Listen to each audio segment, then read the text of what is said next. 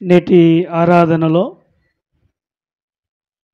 పాలిభాగస్తులైనటువంటి మీ అందరికీ నేటి ఆరాధనలో మనతో పాటు నూతనముగా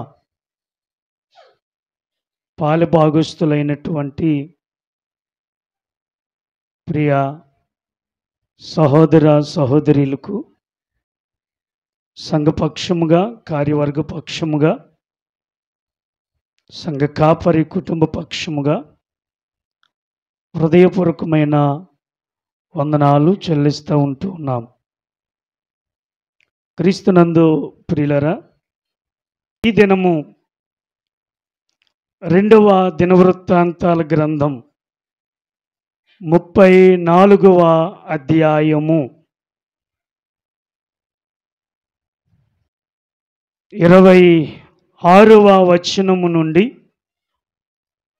ప్రియులరా 28వ వచనముల వరకు చదువుకున్నాం. ఇది రాజుల చరిత్ర. ప్రియమైన దేవుని బిడ్డలారా, ఈ భాగము ఎవరిని గురించి తెలియజేస్తుందంటే యోషియా అనే రాజును గురించి తెలియజేస్తూ ఉంది. యోషియా అనే మాటకు యెహోవా బాగు చేయును అని అర్థం.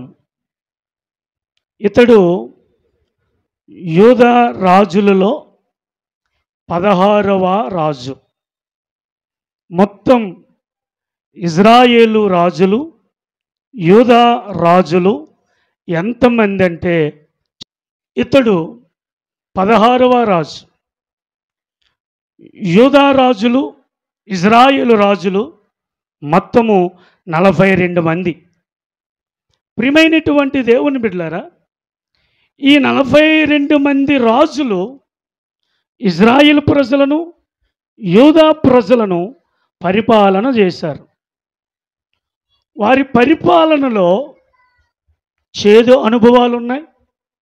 వారు దేవునికి వ్యతిరేకంగా నడిచి పతనమైపోయినటువంటి వారు ఉన్నారు. ప్రియమైనటువంటి దేవుని బిడ్డలారా, ఈ యోషియా తన తండ్రి చనిపోయిన తర్వాత 8వ సంవత్సరమున, అనగా బాలుడుగా ఉన్న వయసులోనే యూదా రాజ్యానికి రాజు అయ్యాడు. ప్రియమైనటువంటి దేవుని బిడ్డలారా, రాజు చచ్చిపోతే వారి వంశములో నుండి పెద్దవారిని రాజుగా నియమించే పద్ధతి రాజుల కాలములో ఉండేది.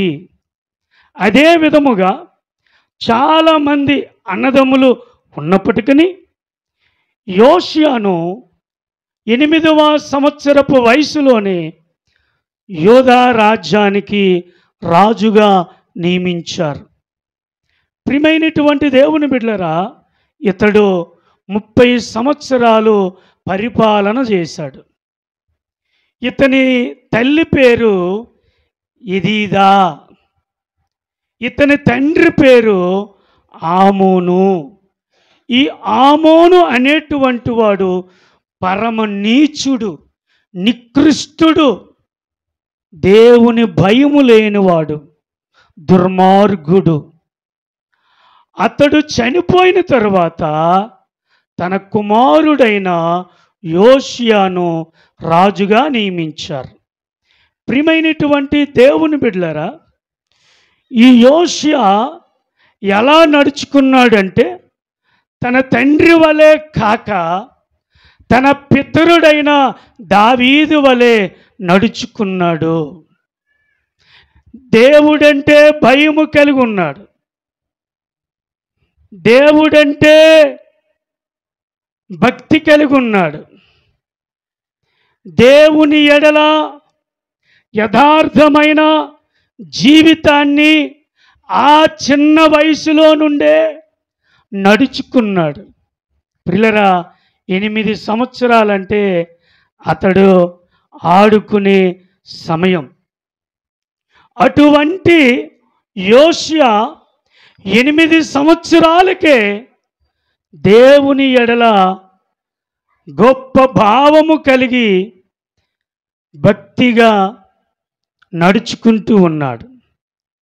నీతిని అనుసరించి ప్రియులరా, దేవుని దృష్టికి కుడికి కానీ ఎడమకు కానీ తొలగకుండా దేవుని మార్గములో అతగాడు నడుస్తూ ఉన్నాడు. ఒక చిన్న వయసులో అంత జ్ఞానము కలిగి ఉన్నదంటే మెచ్చుకోవలసిందే. ఈరోజు 80 సంవత్సరాల వయసు వచ్చినా బుద్ధి లేనివాడుగా నడుస్తూ ఉన్నాడు మనుషుడు. 90 సంవత్సరాలు వయసు వచ్చినా ఎదుటివారికి మాదిరికరంగా లేని బ్రతుకుతున్నారు ఈనాడు. కానీ యోషియా 8 సంవత్సరాల వయసప్పుడే కుడికి కానీ ఎడమకు కానీ తొలగకుండా దేవుని మార్గములో నీతిగా నడుస్తూ ఉన్నాడు. ప్రియమైనటువంటి దేవుని బిడ్డలారా, బాలుడుగా ఉండగానే దేవుని ఎద్దుకు వచ్చి దేవుని మందిరములో విచారణ చేయగల సమర్థుడుగా ఉన్నాడు. ప్రియమైనటువంటి దేవుని సంఘమా, దేవుని బిడ్డలారా, అతని తండ్రి ద్రోహ కార్యములు చేసినందున దేవుని కోపము గురై చంపబడ్డాడు.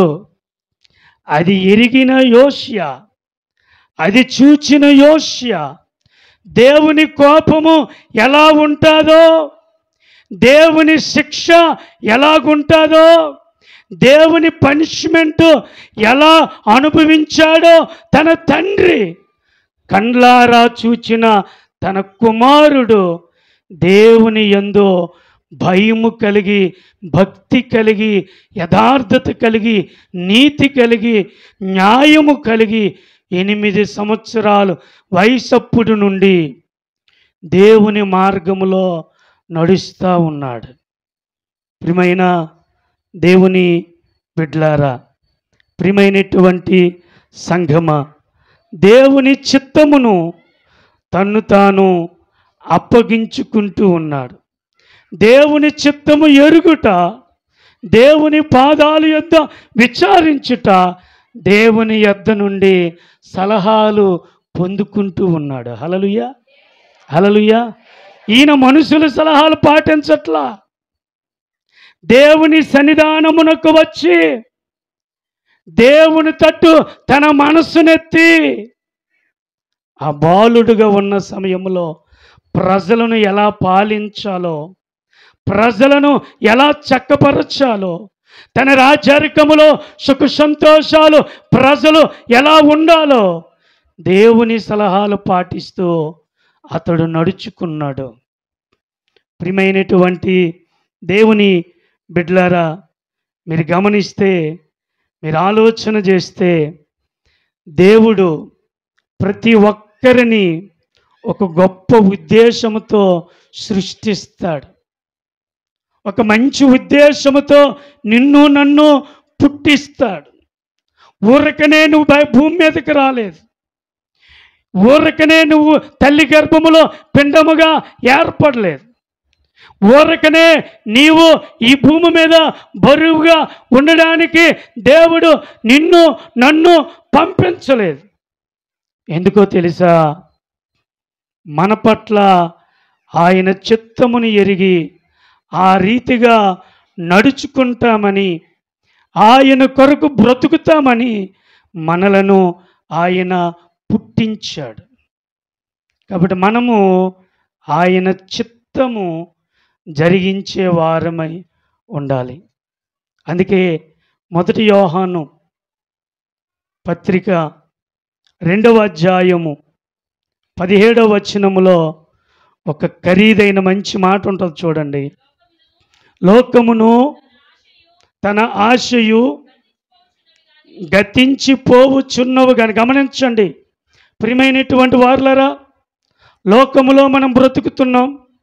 లోకం మీద ఎక్కువ ప్రేమ కలిగి ఉండవచ్చుగాక, లోకం మీద మమకారము ఎక్కువ ఉండొచ్చుగాక, లోకమే శాశ్వతం అనుకొని బ్రతకవచ్చుగాక, లోకమే స్థిరమని, ఈ లోకం మీద అన్నీ ఉన్నాయని, తరువాత మరే లోకము లేదని అనే అనాలోచనతో ఎవరైనా బ్రతకొచ్చుగాక. ప్రియులరా, ఈ లోకము తరువాత మరి ఒక లోకం ఉంది, ఈ రాజ్యము తరువాత మరి ఒక రాజ్యం ఉంది, ఈ జీవితము తరువాత మరొక జీవితం ఉంది. ప్రియమైనటువంటి దేవుని బిడ్డలారా, ఈ బోధ తరువాత మరి ఒక బోధ ఉంది. దానిని ఎరిగి భూమి మీద బ్రతకడము నేర్చుకోవాలి. లోకము దాని ఆశలు గతించిపోతాయి. దేవుని చిత్తము జరిగించువాడు నిరంతరము నిలిచు. ప్రియులరా, దేవుని చిత్తము జరిగించినవాడు, దేవుని చిత్తము పాటించినవాడు, దేవుని చిత్తము తన్ను తాను అప్పగించుకున్నవాడు, దేవుని చిత్తమును అంగీకరించినవాడు, దేవుని చిత్తమును స్వీకరించినవాడు, వాడు ఎలాగుంటాడంటే భూమి మీదను పరమందును నిరంతరము నిలుస్తాడు. హల్లెలూయా. దేవుని చిత్తమును ఎరిగి నడుచుకున్నవాడు నిరంతరము నిలిచేవాడుగా ఉంటాడు. కాబట్టి అనేక సార్లు దేవుడి యొక్క ఉద్దేశముతో మనకు ఆధిక్యతలు, ఆశీర్వాదాలు ఇస్తాడు. అయితే దేవుని చిత్తమును ఎరుగక వాటిని మన స్వార్థము కొరకు, మన స్వలాభము కొరకు, మన ఇష్టము కొరకు వాటిని వినియోగించుకున్నాము అంటే ప్రియులరా, దాని ద్వారా ఆయన శిక్షకు గురి కావలసిన వారమై ఉండక తప్పదు. ఎందుకు దేవుడు ఆధిక్యతలు ఇస్తాడో తెలుసా? ఎందుకు అర్హతలు ఇస్తాడో తెలుసా? ఎందుకు సిరి సంపదలు ఇస్తాడో తెలుసా? ఎందుకు నీకు విలువను ఇస్తాడో తెలుసా? ఆయన చిత్తమును పాటిస్తావని నీకు ఆశీర్వాదాలు ఇస్తాడు, యోగ్యతలు ఇస్తాడు. అయితే దానిని నీ స్వలాభము కొరకు, నీ స్వార్థము కొరకు వాటిని వినియోగించుకుంటే తప్పకుండా ఆయన శిక్షకు గురికాక తప్పదు. హల్లెలూయా. కాబట్టి ప్రియమైనటువంటి దేవుని బిడ్డలారా, ప్రియమైనటువంటి సంగమా, చిన్న వయసులోనే వెదికినటువంటి యోషియా తన 12వ ఏటలో ఏం చేశాడంటే దేవుని మందిరాన్ని శుభ్రపరిచాడు. హల్లెలూయా. ఏ వయసులో? 12వ ఏటలో. తన తండ్రి ఆమోను యెరూషలేము మందిరమును విగ్రహారాధన చేశాడు, బయలుదేవతలను పెట్టించి భయంకరమైన కార్యాలు చేశాడు. వెండివి, ఇత్తడివి, ఇనుముపు బొమ్మలు పెట్టి వాటిని ఆరాధన జరిగించారు. అది చూచినటువంటి యోషియా 12వ ఏటలోనే కొంతమందిని ఏర్పరిచి దేవుని మందిరాన్ని బాగుపరుచుటకు ఇష్టపడ్డాడు. హల్లెలూయా. పిల్లలు చదవండి, 34వ అధ్యాయం 4వ వచనం.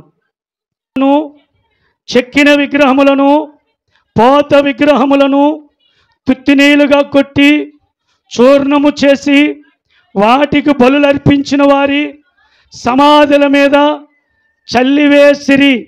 బయలుదేవతల యాజకుల శల్యములను బలిపీఠముల మీద అతడు కాల్పించి యూదా దేశమును, యెరూషలేమును పవిత్రపరచును. చూసారా, దేవుని మందిరములో సృష్టికర్తను, సైన్యములకు అధిపతియగు యెహోవాను ఆరాధించిన ఇజ్రాయేలు ప్రజలు అలాగున సృష్టికర్తను ఆరాధించకుండా బయలుదేవతలను, విగ్రహములను, పోత విగ్రహములను, వెండి విగ్రహములను నిలవబెట్టి వాటిని ఆరాధన చేసి వాటికి సాగిలపడి దేవుని మందిరాన్ని పాడు చేశారు.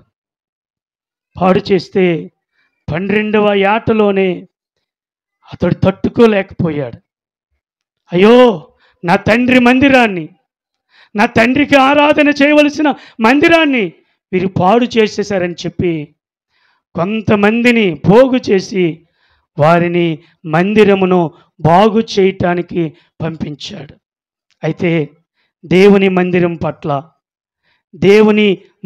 పట్ల అతడు ఎంత శ్రద్ధ కలిగిన వాడై ఉన్నాడో గమనించండి. ప్రియమైనటువంటి దేవుని ప్రియులరా, ఎవరైతే మరి బయలుదేవతలను ఆరాధించారో ఆ యొక్క కాల్చి ఆ బుగ్గు చేసి వారి సమాధుల మీద చల్లారు. బయలుదేవతల యాజకులను బలిపీఠం మీదే కాల్చేశారు. అంటే మందిరము పరిశుద్ధముగా ఉండాలి, కానీ అపరిశుద్ధము ఉండకూడదు. దేవుడు సహించలేడు. నీ దేహము దేవునికి ఆలయమై ఉంది.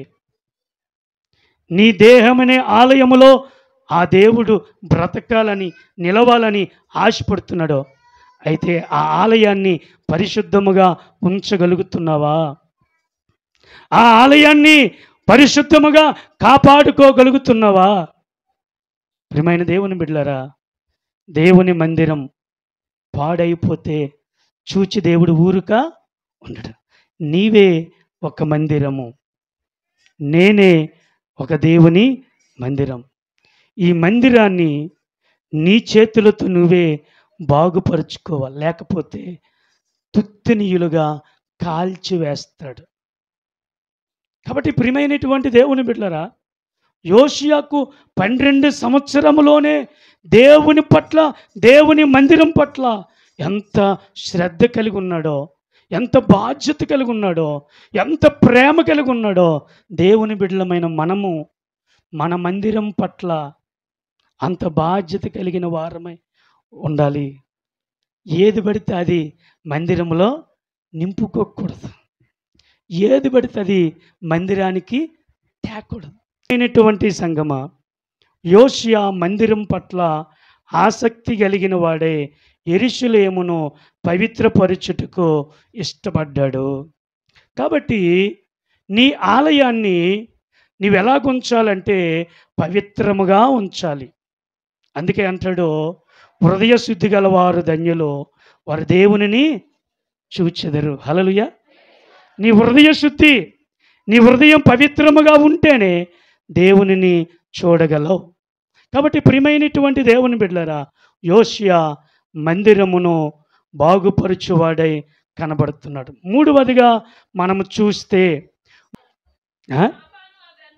షాపాను ఆ గ్రంథమును రాజునొద్దకు తీసుకుని పోయి రాజుతో ఇట్లనెను, నీ సేవకులకు నీవు ఆజ్ఞాపించినదంతయు వారు చేయుచున్నారు. యెహోవా మందిరమునందు దొరికిన ద్రవ్యమును వారు పోగు చేసి పై విచారణకర్తల చేతికిని పనివారి చేతికిని దానిని అప్పగించి ఉన్నారు. మరియు యాజకుడైన హిల్కియా నాకు ఒక గ్రంథం ఇచ్చునని రాజు ఎదుట మనవ చేసుకుని శాస్త్రియగు షాపాను రాజు సముఖమున దాని నుండి చదివి వినిపించును. ప్రియులకు గమనించండి, మూడవదిగా దేవుని ఆలయాన్ని బాగుపరిచినప్పుడు విగ్రహ బొమ్మలను తుత్తినీలుగా కాల్చి బయట వారి సమాధులలో జల్లిన తరువాత, ఆలయాన్ని శుభ్రం చేసిన తర్వాత, ఒక ఆయనకి హిల్కియా అనే యాజకునికి ఒక ధర్మశాస్త్ర గ్రంథము దొరికింది. ఆ ధర్మశాస్త్ర గ్రంథము ధూళి పట్టింది. ఎందుకో తెలుసా? చాలా సంవత్సరాలు ఆ గ్రంథాన్ని ప్రక్కన పెట్టి దాని మీద వస్తువులు పెట్టి దాని మీద ధూళి పడ్డది. అంటే దేవుని వాక్యము మీద శ్రద్ధ చూపవలసిన ప్రజలు దేవుని వాక్యం మీద శ్రద్ధ చూపకుండా బయలుదేవతల మీద శ్రద్ధ చూపారు. అయితే ఆ గ్రంథము పిల్లల ఒక మూలన చాటున అన్ని వస్తువుల క్రింద ఉంది. ఆ వస్తువులు యాజకుడైన హిల్కీయా ఒక్కొక్క వస్తువు తీసివేసినప్పుడు ఆ గ్రంథము బట్టబయలయ్యింది. ఆ గ్రంథాన్ని దులిపి, ఆ గ్రంథాన్ని తుడిచి శాస్త్రి అనబడిన షాఫానుకిచ్చి, ఈ గ్రంథము రాజుగారికి ఇవ్వు అన్నాడు. ఆ గ్రంథము రాజుగారికి ఇచ్చినప్పుడు రాజుగారు ఏం చేశారంటే ఆ గ్రంథాన్ని విప్పి చదవమన్నాడు. పిల్లరా, ప్రార్థన ఎంత ప్రాముఖ్యమో వాక్యము కూడా అంత ప్రాముఖ్యము. ప్రియమైనటువంటి దేవుని బిడ్డలారా, వాక్యము పట్ల, శాసనాల పట్ల, జీవవాక్యము పట్ల అశ్రద్ధ చూపకూడదు. దానిని ఎక్కడో ప్రక్కన మూలన పడకూడదు. అది నీ బ్రతుకును బాగుపరిచిన గ్రంథం, నీ కుటుంబాన్ని రక్షించిన గ్రంథం, నిన్ను స్వస్థపరిచిన గ్రంథం, నిన్ను సర్వ సత్యములోనికి నడిపించిన గ్రంథం, నీ అడుగులు తడబడకుండా సరిచేయబడిన గ్రంథం. ఆ గ్రంథం పట్ల ప్రజలు నిర్లక్ష్యము చూపారు, ఒక మూలను పడేశారు. రాజుగారు అది చూచిన వెంటనే చదవమన్నారు. పిల్లరా, 12వ ఏటలోనే యోషియా దేవుని వాక్యం పట్ల, దేవుని ధర్మశాస్త్రము పట్ల ఎంత ప్రేమ కనపరిచాడో, ఎంత చక్కగా నడుచుకున్నాడో గమనించాలి. ఈరోజు మన పిల్లలు వాక్యములు చదవరు. ఏమండి, ఎంతమంది పిల్లలు ఇంటిలో వాక్యం చదువుతున్నారు? చేతులు ఎత్తండి. వాక్యము చదవరు కానీ సెల్ ఫోన్లు చూస్తారు. ఇప్పుడు ఈజీ, ప్రతి ఒక్క స్టైల్గా ఈ సెలలో వాక్యం చదివేసి ఇన్షర్ట్ ఎత్తాడాడు, షూ ఎత్తాడాడు, టై కడతాడాడు, షూట్ ఎత్తాడాడు, పనికిమాలోడు దజ్జాగొచ్చి సెల్లోని చదువుతాడు. అడైన భక్తుడేనా? ఈ సెల్లు కేవలం వాక్యం కొరకే వాడుతున్నావా? మరి దేని కొరకు వాడట్లేదా? అలాగైతే మంచిదే. పనికిరానివి చూచి మరలా వాక్యం దాంట్లో చదువుతావా? ఒరే దుర్మార్గుడా, నీ బ్రతుకును మార్చిన గ్రంథం బైబిల్ పట్టుకో. నువ్వు బైబిల్ మోస్తే దేవుడు నిన్ను మోస్తాడు. చదువు రాదు, అర్థం తెలియదు, బైబిల్ అర్థం, వాక్యం అర్థం తెలియదు, ప్రతి ఒక్కటి స్టైలే. ఎవరి దగ్గర నీ స్టైల్ అయ్యా? సున్నా ఏంటో, కామ ఏంటో, పులుసు ఏంటో తెలియని నీవు స్టైల్ కొడతావా తెలిసినోడి దగ్గర? జాగ్రత్త. నేనేమి చేయను, నా దేవుడు తోలు తీస్తాడు. ఎలా తోలు తీస్తాడో అప్పుడు బుద్ధి వచ్చినప్పుడు నీకు తెలుస్తుంది. వాక్యము పఠించాలి. వాక్యము నీ బ్రతుకును బాగు చేస్తుంది. వాక్యమే నిన్ను స్వస్థపరుస్తుంది. ఆ వాక్యమే నిన్ను పరలోకానికి తీసుకెళ్తుంది. హల్లెలూయా. ఆది యందు వాక్యం ఉండెను, వాక్యము దేవుని యొద్ద ఉండెను, ఆ వాక్యమే దేవుని అయి ఉండెను. ఆ వాక్యము కృపా సత్య సంపూర్ణుడిగా ఏమై వచ్చింది? మన మధ్యకు రక్షకుడిగా, యేసుగా ఈ లోకానికి వచ్చాడు. అమ్మా, అతగాడు మామ అవుతాడు, ఒరే మామ అని పిల్లు అని చెప్తారు. అమ్మ, బైబిల్ చదువు అని చెప్తారా? ఏంటి బైబిల్ చదువు అని చెప్తారా? చెప్పరు. రే, మీ డాడీ ఈరోజు మటన్ తెచ్చాడు, 1 గంట పడుకొని లేచిపో, భోజనం చేసిద్దాం. భోజనం చేయమని పిలిచిన తల్లి బైబిల్ చదవమని చెప్పాలి కదా? నీ పిల్లలు నీ వలనే పాడైపోతూ ఉన్నారు. నీ పిల్లలు నీ వలనే అసత్యములోనికి వెళ్ళిపోతూ ఉన్నారు. ఒకసారి ఆలోచన చెయ్యండి. ధూళి దులిపిన గ్రంథం, తుడిచిన గ్రంథాన్ని చూచిన యోషియా చదివించాడు. చదివి ప్రజలందరికీ వినిపించాడు. అందుకంటాడు, దుష్టుల ఆలోచన చొప్పున నడవక, పాపుల మార్గము నిలవక, అపహాసకులు కూర్చుండక అయితే ధైర్యంగా చెప్పగలరు. బైబిల్ చదవకపోతే చెప్పలేం. నీ వాక్యము వెల్లడి అగుటితోడనే ఏం కలిగింది? వెలుగు. వాక్యము మనము పఠించాలి, వాక్యాన్ని మనము నెమరవేయాలి, వాక్యం పట్ల మనము ఆసక్తి చూపించాలి. ఎందుకంటే ఆ వాక్యము మనల్ని బ్రతికిస్తుంది. ఆ వాక్యమే మన బాధలో నెమ్మదినిస్తుంది. ఆ వాక్యమే మన పాదాలకు దీపమై ఉంటుంది. ఆ వాక్యమే వెలుగులోనికి నడిపిస్తుంది. కాబట్టి యోషియా అనే ఆ మహారాజు 12 సంవత్సరాల వయసులోనే దేవుని ఆలయాన్ని బాగుపరిచి, దేవుని ఆలయములో ఒక మూలలో ధూళిలో పడి ఉన్న గ్రంథాన్ని హిల్కీయా బయటకు తీసి తుడిచి రాజుగారికి ఇమ్మని చెప్పినప్పుడు రాజుగారు దానికి ఎంత ప్రయారిటీ విలువిచ్చాడో అంత విలువనిచ్చి చదవమన్నాడు. ఇక ఒక మాట చెప్తే భయం కలుగుతుంది. అతగాడు ఆ గ్రంథాన్ని చదివిన తరువాత అతగాడు రాజు పశ్చాత్తాపపడ్డాడు. నా తండ్రి చేసిన దుర్మార్గులు, మా తాత చేసిన దుర్మార్గులు, ఈ ప్రజలు చేసిన దుర్మార్గులు ఇంతగా ఉందా అని పశ్చాత్తాపపడ్డాడు. పశ్చాత్తాపపడి అతడు ఏడ్చాడు. దేవుని సన్నిధిలో ప్రాధేయపడి ప్రార్థన చేశాడు.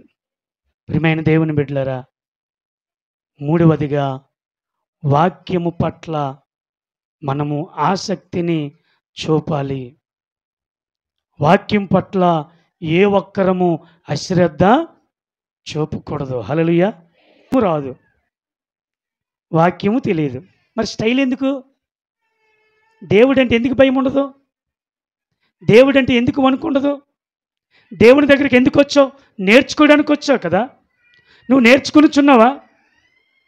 ప్రియులరా, యోషియా అనే రాజు 12 సంవత్సరములోనే వాక్యము పట్ల మనసు పెట్టాడు. ఆ వాక్యాన్ని చదివినప్పుడు వారి కుటుంబంలో ఉన్న లోపాలు, వారి ప్రజల్లో ఉన్న లోపాలు ఒక్కొక్కటి బయటపడినప్పుడు ఆ 12 సంవత్సరము వయసులో ఉన్న ఆ రాజు పశ్చాత్తాపడి ఏడ్చాడు. వాక్యం వింటున్న నీవు ఆ వాక్యం పట్ల పశ్చాత్తాపడుతున్నావా? అయ్యో నేను అలాగూ లేనని ఏడుస్తున్నావా? అయ్యో నేను అలా ఎదగలేకపోతున్నానని బాధపడుతున్నావా?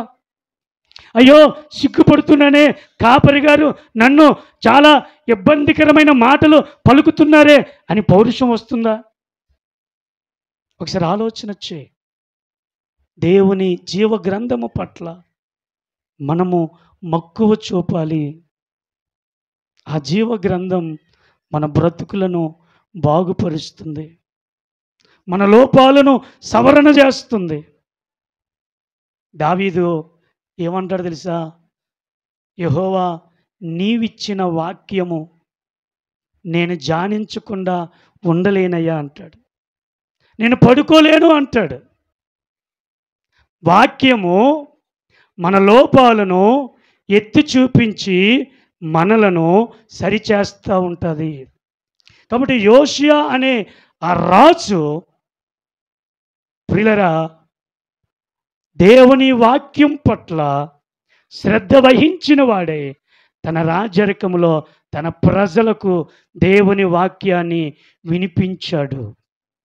అంటే ప్రజలు తప్పిపోకుండా ఉండడానికి వాక్యము వినిపించాడు. దేవుని బిడ్డ, నీవు నేను యోషియా వలె మనము మంచిగా నడుచుకునే వారముగా ఉండాలి. ఈరోజు దేవుడు నీకు ఇచ్చినటువంటి పరిస్థితిని బట్టి, దేవుడు నీకు ఇచ్చినటువంటి జీవితాన్ని బట్టి నువ్వేమి చేయాలంటే ప్రియులరా దేవుని చిత్తమును జరిగించాలి. రెండవది, దేవుని మందిరమును పవిత్రపరచాలి. మూడవది, దేవుని వాక్యము పట్ల నీవు ఆసక్తిని కనపరచాలి. దేవుని వాక్యం పట్ల శ్రద్ధ చూపాలి. వాక్యాన్ని పఠిస్తూ ఉండాలి. హల్లెలూయా. వాక్యాన్ని ఏం చేయాలా? పఠిస్తూ ఉండాలి. ఆ వాక్యము మనలను బ్రతికిస్తుంది, మన కుటుంబాలను రక్షిస్తుంది. ఆ వాక్యమే నువ్వు పడిపోకుండా నిలబెడుతుంది. వాక్యమై ఉన్న దేవుడు నీతో మాట్లాడుతున్నాడు, నాతో మాట్లాడుతున్నాడు.